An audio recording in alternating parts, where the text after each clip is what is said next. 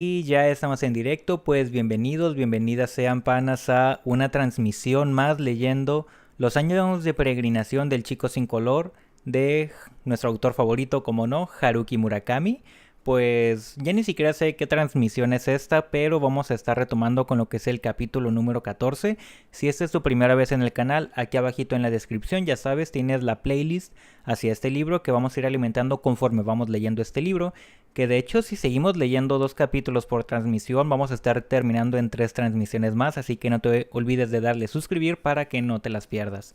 Así como la liga de todos los libros que hemos leído a lo largo de este canal, y sí que créeme que hay bastante contenido para entretenerte por un muy buen rato. Pero pues bueno, sin más preámbulo, vamos a retomar Los años de peregrinación del chico sin color de Haruki Murakami, capítulo 14. Tras aterrizar en el aeropuerto de Helsinki, lo primero que hizo fue cambiar yenes por euros. Después buscó una tienda de telefonía móvil y compró el aparato de prepago más sencillo que había.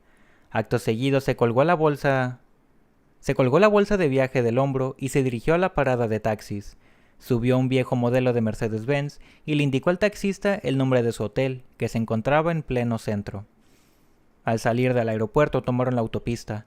Aún después de observar los tupidos bosques verdes y los paneles publicitarios escritos en finlandés, y a pesar de que era su primer viaje al extranjero, no tuvo la impresión de encontrarse en otro país. Había tardado mucho tiempo en llegar hasta allí, pero tenía la misma sensación que cuando viajaba a Nagoya. La única novedad era el tipo de moneda que llevaba en la cartera. Además, iba vestido como de costumbre, unos chinos, un polo negro, unas zapatillas deportivas y una chaqueta de algodón marrón claro. Solo se había llevado la ropa imprescindible. Si le hacía falta más, se la compraría allí mismo. ¿De dónde viene?, le preguntó en inglés el taxista, mirándolo a la cara. Era un hombre de mediana edad con una poblada barba que se extendía desde las mejillas hasta el mentón. De Japón, respondió Tsukuru. Pues para venir de tan lejos no ha traído mucho equipaje. Es que no me gusta cargar con demasiadas cosas. El taxista se rió. A nadie le gusta cargar con demasiadas cosas, pero en cuando te descuidas ya tienes la maleta a punto de reventar. Se la vi. Y volvió a echarse a reír. Tsukuru también se rió. ¿Y a qué se dedica?, le preguntó entonces el taxista. Construye estaciones de ferrocarril. ¿Es usted ingeniero? Sí.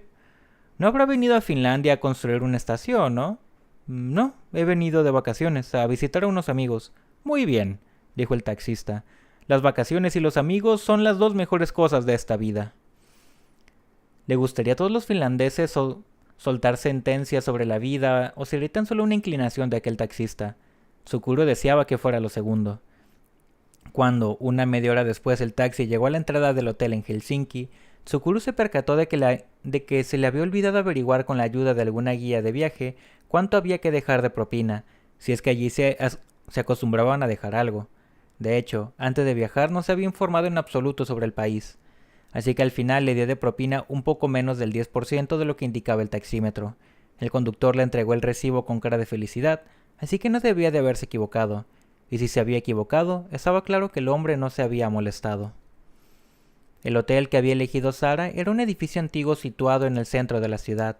Un apuesto botones rubio le acompañó a su habitación, en la cuarta planta, a donde subieron en un viejo ascensor que traqueteaba. Los muebles eran anticuados y había una cama de gran tamaño.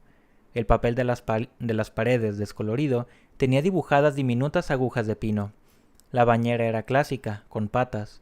Había una ventana de guillotina cubierta por una cortina gruesa y un visillo fino de encaje. Todo destilaba un olor a nostalgia. Desde la ventana se divisaba una calle ancha por cuyo centro pasaba un tranvía de color verde. Era una habitación acogedora. No había cafetera y el televisor no tenía pantalla LCD, pero tampoco los necesitaba. Gracias, me quedo con la habitación, le dijo Tsukuru al botones, y de propina le entregó 2 monedas de 1 euro. El botones sonrió y abandonó la habitación en silencio, como un gato avispado. Se duchó y se cambió de ropa, y cuando acabó ya atardecía. Sin embargo, todavía había luz. Una media luna blanca colgaba nítida del cielo. Parecía una piedra pómez desgastada. Alguien la había lanzado al cielo y por algún motivo se había quedado allí suspendida. Bajó al vestíbulo, se dirigió a la recepción y una mujer pelirroja le ofreció un mapa gratuito de la ciudad. Luego él le dio la dirección de la sucursal de la empresa de Sara y ella le hizo un croquis. Quedaba apenas a 3 manzanas del hotel. Siguiendo el consejo de la recepcionista, compró una tarjeta válida para viajar en autobús, metro y tranvía. Luego la mujer le dio algunas indicaciones y le entregó un mapa de la red de transporte. Debía de pasar de los 45. Tenía los ojos de color verde claro y era muy atenta. Cuando hablaba con mujeres mayores que él, Tsukuru siempre se sentía cómodo. Por lo visto le ocurría lo mismo en cualquier parte del mundo. Desde un rincón tranquilo del vestíbulo telefoneó al piso de Kuro con el móvil que había comprado en el aeropuerto. Saltó el contestador. Una voz grave de hombre habló en finlandés durante unos 20 segundos. Al final sonó un pitido, por lo que Tsukuru intuyó que podía dejar un mensaje. Sin embargo, cortó la comunicación sin decir nada. Tras una breve pausa volvió a probar, con idéntico resultado. La voz del contestador debía de pertenecer al marido de Kuro. Aunque Tsukuru no entendió nada, sonaba claro y directo. Era la voz de un hombre sano que lleva una vida sin estrecheces. Tsukuru colgó y se guardó el móvil en el bolsillo. Respiró hondo. Tuvo un mal presentimiento. Puede que Kuro no esté en Helsinki. Tiene marido y 2 hijas pequeñas. Ya estamos en julio. A lo mejor se han ido todos a pasar las vacaciones de verano a Mallorca, como dijo Sara. El reloj marcaba las 6:30. Seguro que la oficina de la agencia de viajes estaría ya cerrada, pero no perdía nada por probar. Una vez más, se sacó el teléfono del bolsillo y marcó el número de la oficina. Con trato de expectativa, aún había alguien. Una voz femenina dijo algo en finlandés. «Por favor, ¿podría hablar con la señorita Olga?», preguntó Tsukuru en inglés. «Sí, soy yo, dígame», respondió la chica en un inglés impecable, sin acento. Tsukuru le dio su nombre. Le dijo que Sara le había comentado que podía llamarla si tenía alguna pregunta. «Ah, sí, señor Tasaki, es verdad. Sara me ha hablado de usted», dijo Olga. Él explicó la situación, que había ido a visitar a unos amigos y no entendía el mensaje grabado en el contestador de su casa. «Señor Tasaki, ¿está usted en su hotel?». «Sí», contestó Tsukuru. «La oficina está cerrada en esos momentos. En media hora estoy ahí. ¿Nos vemos en el vestíbulo?». Olga era rubia y vestía unos vaqueros ceñidos y una camiseta blanca de manga larga. Debía de rondar los 25 años. Medía aproximadamente 1,70 m y tenía la cara rolliza y con buen color. Daba la impresión de haber nacido en el seno de una familia de campesinos acomodada y de haberse criado entre afables gansos parlanchines. Llevaba el pelo recogido y un bolso de charol negro colgado del hombro. Entró en el hotel con la espalda recta y a grandes zancadas, igual que una repartidora de correo. Se saludaron con un apretón de manos y se sentaron en un gran sofá en medio del vestíbulo. Sara había visitado Finlandia en varias ocasiones y siempre trabajaba con Olga. A esta parecía caerle bien, Sara, no solo como colega. «Hace mucho que no la veo. ¿Qué tal le va?», preguntó ella. «Bien, tiene mucho trabajo. Siempre está volando de un lado para otro», respondió Tsukuru. «Me dijo por teléfono que era su nuevo amigo íntimo». Tsukuru sonrió. «Su nuevo amigo íntimo», repitió para sus adentros. «Si puedo hacer algo por ti, te ayudaré encantada. Pídeme lo que sea», dijo Olga risueña mirándolo fijamente. «Gracias». Tenía la sensación de que estaba evaluando si era o no un buen partido para Sara. «Ojalá me dé el aprobado», pensó Tsukuru. «¿Me permites escuchar el mensaje del contestador?», dijo Olga. Tsukuru agarró el teléfono y marcó el número del piso de Kuro. Entretanto, Olga sacó del bolso un cuaderno y un fino bolígrafo plateado y se los colocó sobre las rodillas. Cuando oyó el primer tono, Tsukuru le pasó el teléfono a Olga. Ella prestó atención al mensaje con gesto serio, mientras tomaba rápidas notas. Luego cortó la comunicación. Parecía una chica eficiente. «Debe de ser el marido», dijo Olga. «El viernes de la semana pasada se fueron a su casa de verano. No regresan hasta mediados de agosto. Han dejado el número de teléfono de esa casa». «¿Y está lejos?». Ella meneó la cabeza. «No lo sé. Lo único que sé por el mensaje, además del número de teléfono, es que está en Finlandia. Podría llamar y preguntarles dónde se encuentra». «Si me haces ese favor te lo agradecería», dijo Tsukuru. «Pero no menciones mi nombre. Mi intención es ir a visitarlo sin avisar». El rostro de Olga se tiñó ligeramente de curiosidad. Tsukuru se explicó. «Es una muy buena amiga de cuando iba al instituto. Hace mucho que no la veo. No creo que se espere encontrarme aquí. Quiero presentarme de pronto y darle una sorpresa». «¡Surprise!», dijo ella. Levantó las manos que tenía apoyadas sobre las rodillas y abrió las palmas hacia el techo. ¡Qué divertido! «Espero que a ellos les parezca igual de divertido». «¿Fue novia tuya?», le preguntó Olga. Tsukuru meneó la cabeza. No, Pertenecimos a la misma pandilla, eso es todo. Pero éramos amigos íntimos. Ella la dio ligeramente la cabeza. Los amigos del instituto son un tesoro. Yo también tengo una amiga de esa época y aún hoy hablamos a menudo. Tsukuru asintió. Así que tu amiga se casó con un finlandés. Se vino a vivir aquí y hace mucho tiempo que no la ves.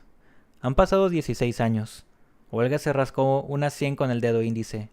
Entendido. Voy a probar a preguntarles dónde están sin mencionar tu nombre. Ya se me ocurrirá algo. ¿Me puedes decir cómo se llama ella? Tsukuru apuntó el nombre de Kuro en una hoja de cuaderno. ¿En qué ciudad se encontraba su instituto? Se encontraba en Nagoya, contestó él. Olga volvió a agarrar el teléfono de Tsukuru y marcó el número que había dejado en el mensaje del buzón de voz. Tras varios tonos, alguien atendió la llamada. Olga habló en finlandés en tono afable. Explicó algo. Su interlocutor le hizo alguna pregunta al respecto y ella volvió a darle una explicación breve. Mencionó en varias ocasiones el nombre de Eri. El intercambio de palabras se repitió unas cuantas veces hasta que el interlocutor pareció quedar convencido. Olga tomó la pluma y anotó algo en una hoja. Luego le dio las gracias educadamente y colgó. Hemos tenido suerte, dijo Olga. Estupendo.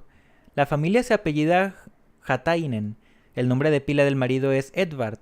Están pasando el verano en una casa que tienen a orillas de un lago en las afueras de la ciudad de Hämeenlinna, al noroeste de Helsinki. Por supuesto con Eri y las niñas. ¿Cómo conseguiste sacarle toda esa información sin mencionar mi nombre? Olga esbozó una sonrisa traviesa. Le he contado una mentirijilla. Me he hecho pasar por una repartidora de FedEx. Le he dicho que habíamos recibido un paquete de Nagoya para Eri y le he preguntado dónde podía entregarlo. El marido, que es el que me ha atendido, me ha dado la dirección sin más. Toma, aquí está. Olga le alargó la hoja. A continuación se levantó y fue hasta la recepción, donde le dieron un sencillo mapa del sur de Finlandia. Extendió el mapa y con un bolígrafo indicó dónde quedaba Hämeenlinna. Eso es Hämeenlinna. La situación exacta de la casa podemos buscarla en Google. Como la agencia ya está cerrada, lo buscaré y mañana te lo imprimiré. ¿Cuánto se tarda en ir a Hämeenlinna? Está a unos 100 kilómetros, así que como máximo se tarda 1 hora y media. Hay una autopista que conecta directamente Helsinki con Hämeenlinna. También se puede ir en tren, pero para llegar a la casa será mejor que vayas en coche. Entonces voy a alquilar uno. En Hämeenlinna hay un bello castillo al borde del lago, y también está la casa natal de Sibelius, pero creo que no has venido a hacer turismo. ¿Podrías pasarte mañana por la agencia? Abrimos a las 9. Cerca hay una agencia de alquiler de coches, así que puedo organizarlo para que alquiles uno lo antes posible. Desde luego, no sé qué habría hecho sin tu ayuda, le dijo Tsukuru. Los nuevos amigos de Eri son también mis amigos, dijo Olga guiñándole un ojo. Ojalá puedas ver a Eri, seguro que se quedará muy sorprendida. Sí, porque he venido solo para eso. Olga, tras titubear un instante, se atrevió a preguntar. Ya sé que no es de mi incumbencia, pero si has venido desde tan lejos solo para verla, será por algo muy importante, ¿no? Sí, para mí lo es, contestó Tsukuru. Pero quizá no lo sea tanto para ella. Digamos que he venido para comprobar algunas cosas. Suena complicado. Sí, me parece que es demasiado complicado para explicártelo en mi inglés. Olga se rió. En la vida siempre hay cosas demasiado complicadas para explicarlas en cualquier idioma. Tsukuru asintió. Estaba visto que la costumbre de soltar sentencias era común a todos los finlandeses. Quizá guardaba relación con los largos inviernos. Pero Olga estaba en lo cierto. No era por el inglés, las cosas complicadas lo son por sí mismas, independientemente del idioma en que se quieran contar, tal vez. Olga se levantó del sofá. Tsukuru la imitó y se dieron un apretón de manos. Entonces te espero mañana por la mañana. Imagino que tendrás jet lag y como no oscurece hasta muy tarde, a la gente que no está habituada le cuesta dormir. Por si acaso pide que te llamen de recepción por la mañana para despertarte. Tsukuru le dijo que lo haría. Ella, con su bolso colgado del hombro, volvió a atravesar el vestíbulo a zancadas y salió por la entrada principal, caminando bien recta y sin volverse ni una sola vez. Tsukuru dobló la hoja que le había dado y se la guardó en la cartera. El mapa se lo metió en el bolsillo. Luego salió del hotel y paseó por las calles de Helsinki. Al menos ya sabía la dirección de Eri. Estaba en el país, con su marido y sus 2 hijas pequeñas. Solo faltaba saber si querría ver a Tsukuru. Quizás se negase a recibirlo, a pesar de haber sobrevolado el círculo polar ártico solo para verla. Su plan no era tan descabellado.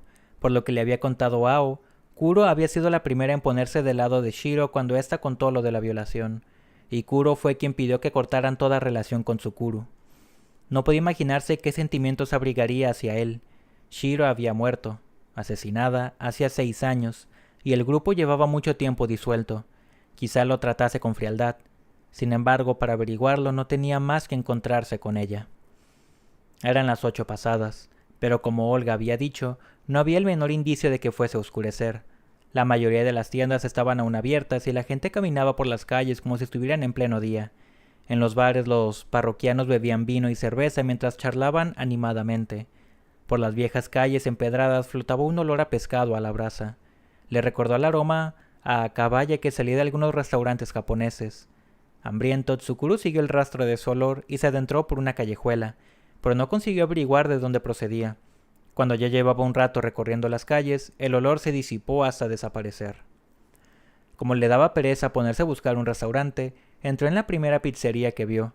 Se sentó a una mesa de la terraza y pidió un té con hielo y una pizza margarita. Le pareció oír a Sara decirle entre risas: «Mira que volar hasta Finlandia para comer una pizza margarita». Lo cierto era que estaba mucho más buena de lo que esperaba. Parecía hecha en un horno de leña de verdad, fina y crujiente, ligeramente chamuscada en algunas zonas. La pizzería, un lugar sin pretensiones, estaba llena de familias y de parejas jóvenes. También había grupos de estudiantes. Todos tenían en la mano un vaso de vino o una cerveza. Muchos de ellos fumaban. Tras echar un vistazo a su alrededor, Tsukuru constató que era el único que estaba solo y que bebía té con hielo. La gente hablaba animadamente, en voz alta, y aparentemente en finlandés. No había nadie con pinta de turista. Fue en ese momento cuando Tsukuru se sintió por fin un extranjero lejos de su país. Por lo general, estuviera donde estuviese, casi siempre comía solo. Pero ahora estaba doblemente solo. Era un forastero y todos los que lo rodeaban charlaban en un idioma que no entendía. Era una soledad distinta de la que sentía en Japón. No está tan mal, concluyó. Estar doblemente solo quizá fuera una doble negación de la soledad. Era lógico que él, un extranjero, estuviera solo. No tenía nada de raro. Al pensar en ello se sintió bien. Me encontré en el lugar correcto. Levantó la mano para llamar al camarero y pidió una copa de vino tinto. Poco después de que le trajesen el vino, se acercó a la terraza un anciano que tocaba el acordeón. Vestía un chaleco raído y un panamá, y lo acompañaba un perro de orejas puntiagudas. Con mucha maña, como si atase un caballo, enlazó la correa del animal a una farola y, apoyado en ella, empezó a tocar lo que Tsukuru dedujo que eran canciones populares nórdicas. Lo hacía muy bien, con la destreza de quien toca a menudo. En algunas piezas incluso se arrancaba a cantar. Hubo una petición entre el público y el anciano cantó «Don't Be Cruel» de Elvis Presley en finlandés. El perro, negro y flaco, permanecía sentado, mirando absorto frente a él como enfrascado en sus recuerdos, sin prestar atención a lo que le rodeaba. No movía ni un ápice las orejas. En la vida siempre hay cosas demasiado complicadas para explicarlas en cualquier idioma. Eso había dicho Olga. Así es, reconoció Tsukuru mientras tomaba un sorbo de vino. Difíciles de explicar no solo a los demás, sino también a uno mismo, y cuando se esfuerzan las explicaciones, a menudo se acaba mintiendo. En cualquier caso, mañana se aclararán muchas cosas. Solo tienes que esperar. Y si no se aclara nada, ¿qué se le va a hacer? Habrás hecho todo lo que estaba en tus manos. Tsukuru Tasaki, el que no tenía color, podría seguir viviendo sin color. Con ello no molestaba a nadie. Pensó en Sara, en su vestido verde menta, en su alegre sonrisa y en el hombre de mediana edad junto al que caminaba de la mano. Pero ese pensamiento no lo condujo a nada. El corazón humano es un pájaro nocturno. Espera algo en silencio, y cuando llega el momento, alza el vuelo y se dirige en línea recta hacia ello. Cerró los ojos y prestó atención a la música que tocaba el acordeonista. En medio de la algarabía de voces, distinguió una sencilla melodía. Era como una sirena de niebla amortiguada por el rumor de las olas.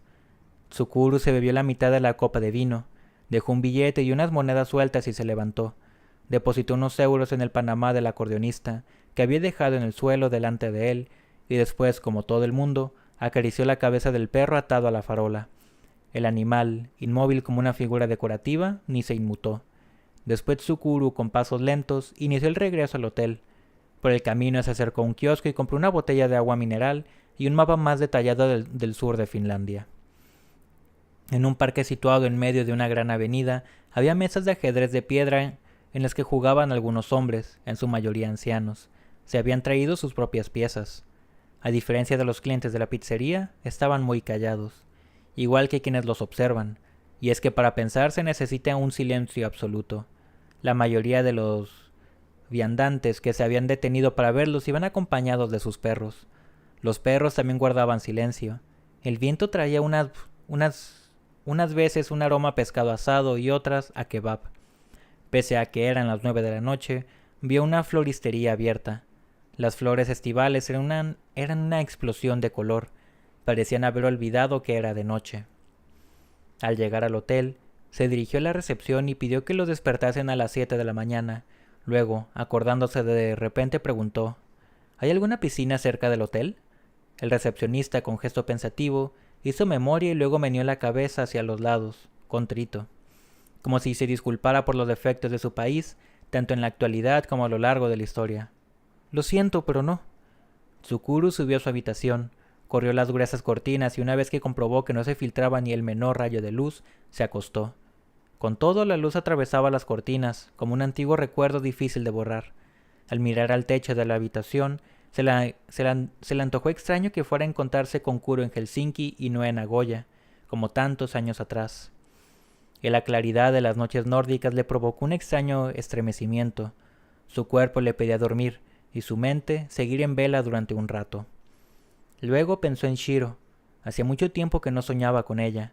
Antes solía verla en sueños. Casi siempre eran fantasías sexuales en las que se corría con intensidad dentro de ella, y al despertar, mientras limpiaba el pijama manchado de semen en el lavabo, se sentía confuso. Lo acometían, por un lado, el sentimiento de culpabilidad, y por el otro, un vivo deseo. Una sensación peculiar que quizás solo se experimenta en lugares oscuros, ocultos, en los que lo real y lo irreal se mezclan furtivamente. Sin embargo, para su sorpresa, echaba de menos esa sensación. No le importaba lo que soñara esa noche, y tampoco cómo se sentiría. Quería soñar una vez más con Shiro. Al poco rato se quedó dormido, pero no soñó. Bueno, ahora vamos a continuar con el capítulo 15. A las 7 lo llamaron para despertarlo. Se levantó con la impresión de haber dormido profundamente durante muchas horas. Su cuerpo se hallaba sumido en un agradable torpor que no lo abandonó hasta que se duchó, se afeitó y se cepilló los dientes. El cielo estaba gris, pero no había avisos de que fuese a llover. Tsukuru se vistió y tomó un desayuno ligero en el comedor del hotel. Pasadas las 9 se dirigió a la oficina de Olga. Era una oficina pequeña pero acogedora situada en medio de una calle empinada. Además de Olga, había un hombre alto de ojos saltones que estaba explicando algo por teléfono. De las paredes colgaban pósters a todo color de las distintas regiones de Finlandia. Olga le dio varios mapas. Le dijo que si desde Hamelina seguía un camino que bordeaba el lago, llegaría al lugar donde se encontraba la casa de verano de la familia Hatainen. Marcó con una X el lugar exacto. El lago, de formas alargadas, se extendía serpenteando como un canal. Probablemente el cauce lo había abierto un glaciar que, hacia millares de años, había avanzado ordeando a su paso el paisaje. «Creo que no te será difícil encontrar el camino que lleva a la casa», dijo Olga. «Finlandia no es como Tokio o Nueva York. Hay poco tráfico, y si sigues las señales y no te topas con ningún alce, llegarás sin problemas». Tsukuru le dio las gracias. «Te he reservado un coche, un Volkswagen Golf con solo 2000 kilómetros. No salía demasiado caro, pero nos han hecho un descuento». «Gracias, perfecto. Ojalá te vaya bien. Has hecho muchos kilómetros para llegar aquí», añadió Olga con una sonrisa. «Si tienes cualquier problema, llámame». Tsukuru le dijo que así lo haría. «Ten cuidado con los alces. Son animales muy lerdos. Por si acaso, no corras demasiado». Se despidieron con otro apretón de manos. En la agencia de alquiler de coches le dieron las llaves de un Golf azul marino, efectivamente con muy poco kilometraje, y la chica que atendía en el mostrador le explicó cómo llegar a la autopista desde el centro de Helsinki. Debía prestar un poco de atención, pero no era tan complicado, y una vez en la autopista era pan comido. Tsukuru llegó a la autopista y se dirigió hacia el noroeste. Circulaba a unos 100 kilómetros por hora mientras escuchaba música clásica en un programa de radio de FM. Casi todos los coches lo adelantaban, pero a él no le importaba. Hacía mucho tiempo que no se sentaba al volante de un coche, y además tenía que ir con cuidado porque debía conducir por la derecha. Quería llegar a la casa cuando la familia Hatainen hubiera terminado de almorzar. Tenía tiempo de sobras. No debía apresurarse. La emisora de música clásica emitía un alegre y esplendoroso concierto para trompeta y orquesta. En la mayor parte del trayecto, el bosque flaqueaba la autopista. Daba la impresión de que todo el país estuviera cubierto de un profuso y lozano verdor. Eran bosques de abedules, y aquí y allá asomaban algunos pinos, píceas y arces. Pinos silvestres de tronco muy erguido, y abedules cuyas ramas colgaban hacia abajo. Ninguna de esas especies crecía en Japón. De vez en cuando se divisaba algún árbol latifolio. Aves de gran envergadura planeaban lentamente, dejándose llevar por el viento, mientras azoteaba sus presas. En ocasiones se veía el tejado de alguna granja. Eran grandes. Sus cercados rodeaban suaves lomas en las que pastaba el ganado. En los pastizales habían segado y recogido la hierba en grandes fardos redondos, a todas luces con la ayuda de máquinas. Llegó a la ciudad de Hamelina antes de las 12. Tsukuru dejó el coche en un aparcamiento y paseó un rato por la ciudad. Luego se sentó en una cafetería de la plaza principal y pidió un café y un croissant. El croissant le resultó demasiado empalagoso, pero el café fuerte, y le gustó. Al igual que en Helsinki, en Hamelina también estaba nublado. No se veía ni un rayo de sol, tan solo en el cielo un tenue resplandor naranja de formas redondas. Como en la plaza soplaba un viento frío, decidió ponerse un jersey fino encima del polo. En Hamelina apenas había turistas. Los viandantes con ropa de diario cargaban con bolsas de la compra. En las calles del centro se concentraban los comercios que vendían alimentos y productos que los habitantes de las zonas de las casas de campo necesitarían a diario, pero ningún local para turistas. Frente a la cafetería, al otro lado de la plaza, se alzaba una gran iglesia achaparrada, con un tejado redondo de color verde. Una bandada de pájaros negros voló de ese tejado a otro como una ola al romper en la orilla. Gaviotas blancas caminaban despacio sobre las losas de piedra de la plaza, observando a su alrededor sin perder detalle. A un lado de la plaza había varios carros donde se vendía fruta y verdura. Tsukuru aprovechó para comprar unas cerezas. Después se sentó en un banco. Mientras comía las cerezas, dos niñas de 10 u 11 años se acercaron y se le quedaron mirando. Seguramente no había muchos asiáticos en la zona. Una era larguirucha y de tez pálida, y la otra morena y de mejillas pecosas. Las dos llevaban el pelo recogido en una trenza. Tsukuru le sonrió. Como gaviotas precavidas se acercaron un poco más a él. ¿Eres chino?, preguntó en inglés la más alta. Soy japonés, dijo Tsukuru. Nos parecemos, pero somos distintos. Las dos pusieron cara de no entender demasiado. ¿Ustedes son rusas?, les preguntó Tsukuru. Ellas negaron repetidamente con la cabeza. Finlandesas, respondió muy seria la pecosa. Pues es lo mismo, dijo Tsukuru. Se parecen, pero son distintas. Las dos asintieron. ¿Y qué haces aquí?, preguntó la pecosa como si practicara su inglés. Seguramente lo estudiaban en la escuela y querían probar a hablar con un extranjero. He venido a ver a una amiga, contestó Tsukuru. ¿Cuánto tiempo se tarda en venir desde Japón?, preguntó la alta. En avión unas 11 horas, dijo Tsukuru. Me dio tiempo a hacer 2 comidas y a ver una película. ¿Qué película? La jungla de cristal. Duro de matar. Las niñas parecieron quedarse satisfechas. Se tomaron de la mano y se marcharon corriendo por la plaza, sus faldas revoloteando al viento, igual que las bolas de hierba que había visto por el camino. No hubo pensamientos ni sentencias sobre la vida. Tsukuru siguió comiendo tranquilamente sus cerezas. A la 1:30 llegó a la casa de verano de la familia Hatainen. Encontrar la vivienda no fue tan fácil como Olga había dicho, puesto que no había nada digno de ser llamado carretera. De no haber sido por un amable anciano, quizá nunca habría encontrado la casa. Un viejo de pequeña estatura que iba en bicicleta se había acercado al ver a Tsukuru con aire de extraviado, con un mapa de Google en la mano y el coche parado a un lado de la carretera. Llevaba una vieja gorra de paño y botas de goma. De las orejas le salió una pequeña mata de pelos blancos y tenía los ojos rojos e irritados. Parecía muy enfadado. Tsukuru le enseñó el mapa y le dijo que buscaba la casa de los Hatainen. «Queda cerca. Vamos, le acompañaré», dijo el anciano, primero en alemán y luego en inglés. Apoyó contra un árbol la bicicleta negra, que tenía pinta de pesar lo suyo, y sin esperar respuesta subió al asiento del acompañante del golf. Después se apuntó hacia adelante con uno de los dedos ásperos como viejos tocones y le fue indicando el camino. Un poco más allá se abrió un camino sin asfaltar que transcurría por entre una arboleda. El lago quedaba a un lado. Era simplemente una vereda que había formado las rodadas de los vehículos. En el centro, entre las dos rodadas, crecía abundante hierba. Llegaron a una bifurcación donde, clavados a los troncos de los árboles, había varios letreros con palabras escritas a brocha. En uno de ellos, señalando la bifurcación de la derecha, se leía Hatainen. Tras avanzar durante un rato por el camino que el letrero indicaba, salieron por fin a un espacio abierto. Entre los troncos de los abedules se veía el lago. En un pequeño embarcadero había amarrada una barca de color mostaza. Era un sencillo bote de pesca. Circundada por una arboleda, se alzaba una preciosa cabaña de madera con una chimenea rectangular de ladrillo. Al lado estaba aparcada una furgoneta Renault blanca con matrícula de Helsinki. «La casa de los Hatainen», anunció el viejo con un tono solemne, y a continuación, como quien se dispone a partir en medio de una ventisca, se caló la gorra y escupió al suelo. De su boca salió una flema espesa que cayó como un guijarro. Tsukuru le dio las gracias. «Ahora que ya es el camino, lo llevaré de vuelta hasta su bicicleta». «No, no hace falta. Ya vuelvo andando», dijo el anciano, para variar enfadado. O eso supuso Tsukuru que había dicho, porque lo cierto era que no le entendió. Quizá lo había dicho en finlandés.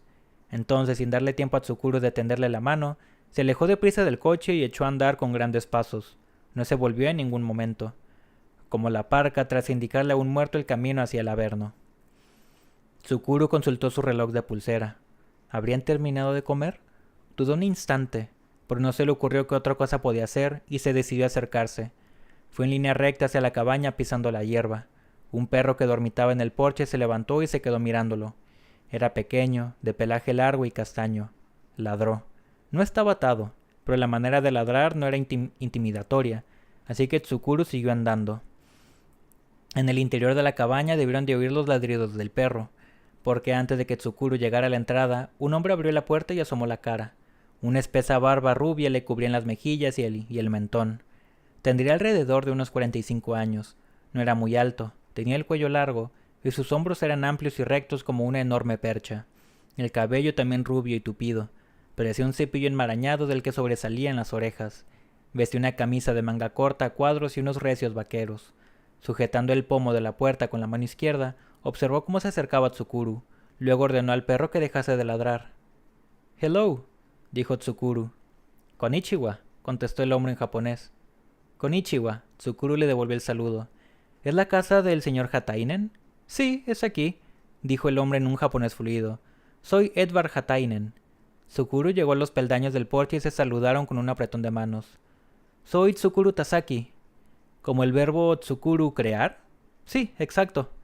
El hombre sonrió. «Yo también creo cosas». Me alegro», dijo Tsukuru, «igual que yo». El perro se acercó a frotar su cabeza contra las piernas del hombre. Luego, de propina, hizo lo mismo contra las piernas de Tsukuru. Debió de ser un rito de bienvenida. Tsukuru le acarició la cabeza. «¿Y qué cree usted, señor Tasaki?» «Bueno, construye estaciones de tren», dijo Tsukuru. «Vaya, ¿sabía que la primera línea de ferrocarril de Finlandia fue la que comunica Helsinki con Hämeenlinna? Estamos muy orgullosos de nuestra estación. Además, aquí nació Jens Sibelius. Ha venido usted al lugar adecuado». «¿Y usted, Edvard, qué crea?» «Soy ceramista», dijo Edvard. «La cerámica es poca cosa comparada con una estación. Pero, por favor, entre, señor Tasaki». ¿Y no le molesto?» «En absoluto», respondió Edvard, y abrió los brazos mientras añadía. «Aquí recibimos a todo el mundo. Si crea usted cosas, somos colegas. Es usted bienvenido». Dentro de la cabaña no había nadie. Sobre una mesa había una taza de café y un libro en rústica, en finlandés, abierto. Debía de estar tomándose el café después de comer mientras leía. Edvard le ofreció una silla y él se sentó enfrente. Colocó un punto de libro entre las páginas, cerró el volumen y lo apartó a un lado. «¿Le apetece un café?» «Sí, por favor, si es tan amable», dijo Tsukuru. Edvard fue hasta la cafetera, sirvió una taza humeante de café y la puso delante de Tsukuru. «¿Quiere azúcar y leche?» «No, yo lo tomo solo», dijo Tsukuru. La taza de color crema era sin duda artesanal. El asa, un poco torcida, tenía una extraña forma, pero era fácil de sujetar y cálida al tacto, como una broma que solo la familia entiende. «La taza la hizo mi hija mayor», dijo Edvard con una sonrisa. aunque la cosí yo, claro. Sus ojos eran de un tierno gris claro que entonaba con el rubio oscuro de la barba y el cabello. A Tsukuru le había resultado simpático desde el primer momento. Era de esas personas a las que les sienta mejor vivir en los bosques y los lagos que en la ciudad. Supongo que habrá venido por algún asunto relacionado con Eri, ¿no? Preguntó Edward. Sí, he venido a verla, dijo Tsukuru. ¿Y está aquí? Edward asintió. Sí, ha salido a dar un paseo después de comer, con las niñas. Imagino que habrá ido por el camino que bordea el lago. Es muy bonito. El perro, como siempre, ha vuelto un poco antes, así que calculo que estarán a punto de llegar. Habla usted el japonés perfectamente, dijo Tsukuru. Viví 5 años en Japón, en Gifu y Nagoya. Estudié cerámica japonesa. Si no aprendí el idioma no me podía defender. ¿Fue allí donde conoció a Eri? Edward se rió, jovial. Sí, fue un flechazo. Nos casamos en Nagoya y hace 8 años, y luego vinimos a Finlandia. Ahora nos dedicamos a la cerámica. A mi vuelta de Japón trabajé de diseñador para la empresa Arabia, pero me apetecía trabajar por mi cuenta, y hace 2 años me decidí a hacerlo. Y 2 veces a la semana enseño en una universidad de Helsinki. ¿Pasan aquí todos los veranos? Sí, desde principios de julio hasta mediados de agosto. Cerca hay un pequeño taller que comparto con un colega. Voy allí por la mañana temprano y vuelvo a casa para comer. Las tardes las paso con la familia, salimos a pasear, leo, de vez en cuando pesco. Es un sitio fabuloso. Edward sonrió, feliz. Sí, la zona es muy tranquila y tenemos mucho trabajo. Llevamos una vida muy sencilla. A las niñas les gusta esto. Tienen la oportunidad de estar en contacto con la naturaleza. Una de las blancas paredes enlucidas de la sala la ocupaba una estantería del suelo al techo, en las que había algunas piezas de cerámica. Por lo demás, en la sala apenas había objetos decorativos, tan solo un sobrio reloj de pared redondo y sobre un viejo y robusto mueble de madera, un equipo de música compacto junto a una pila de CDs. 1/3 de las obras de la estantería son de Eri, explicó con un dejo de orgullo. La verdad es que es muy buena, sus obras rebosan talento.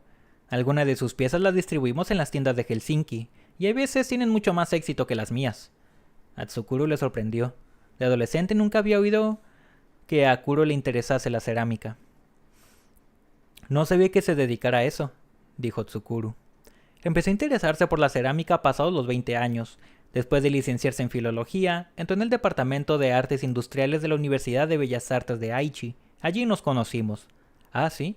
Es que yo la conocí cuando éramos adolescentes. ¿Eran amigos del instituto? Sí, eso es. Tsukuru Tasaki. Edward volvió a pronunciar su nombre y rebuscó en su memoria con los ojos entornados. Ahora que lo dice, Eri me ha hablado de usted. Era uno de los miembros de esa pandilla tan unida en Nagoya, ¿verdad? Sí, eso es. Cuando nos casamos en Nagoya, los otros 3 vinieron a la boda. Aka, Shiro y Ao, si no me equivoco. Los que tenían un color. Sí, exacto, dijo Tsukuru. Yo, por desgracia, no pude asistir. No importa.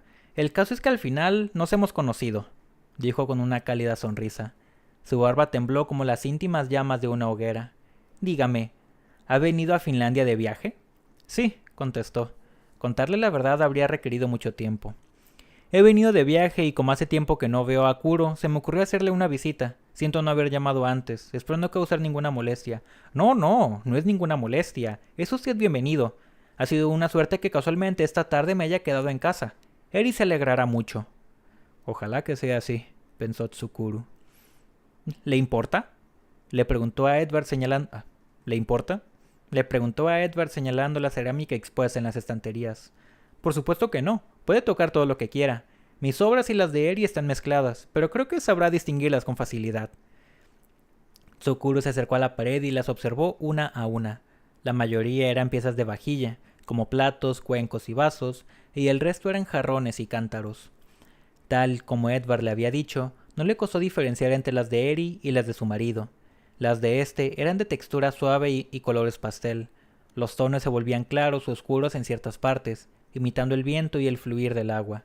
No tenían figurillas ni dibujos, solo cambiaba de color. Incluso a alguien lego en cerámica como Tsukuru le resultaba fácil imaginar que conseguir aquellos tonos requería una técnica depurada. El diseño, elegante, excluía cualquier adorno superfluo. Recordaba el estilo nórdico, pero su simpleza denotaba una clara influencia de la cerámica japonesa. Eran más ligeras de lo que parecía y cómodas de sujetar. Había cuidado hasta el mínimo detalle. Solo un artesano de primera podía hacer un trabajo como ese. Su producción industrial no habría podido plasmar esa maestría. Las de Eri eran más sencillas. Técnicamente estaban muy por debajo del detallismo y la precisión de las de su marido. Eran piezas gruesas cuyos bordes trazaban ligeras curvas, y no podía decirse que sus líneas fueran de una belleza refinada. Sin embargo, provocaban en quien las contemplaba una extraña y cálida sensación de sosiego. Había ciertas partes un tanto desiguales, pero la textura áspera transmitía una calma semejante a cuando uno toca un tejido hecho de un material natural o cuando uno se sienta a contemplar el paso de las nubes en el corredor exterior de una casa japonesa. Sus piezas, al contrario de las de su marido, tenían dibujos. En todas había finos motivos que unas veces se dispersaban y otras se arremolinaban, como hojas secas a merced del viento. Su disposición suscitaba ora tristeza, ora esplendor. La precisión con las que estaban trazados evocaba los diminutos dibujos de los antiguos kimonos. Tsukuru se acercó una pieza a los ojos para intentar distinguir qué representaban, pero no lo consiguió. Eran unas figuras extrañas. Si se observaban a cierta distancia parecían hojas secas caídas en el lecho de un bosque, hojas que los animalillos pisaban tratando de no hacer ruido.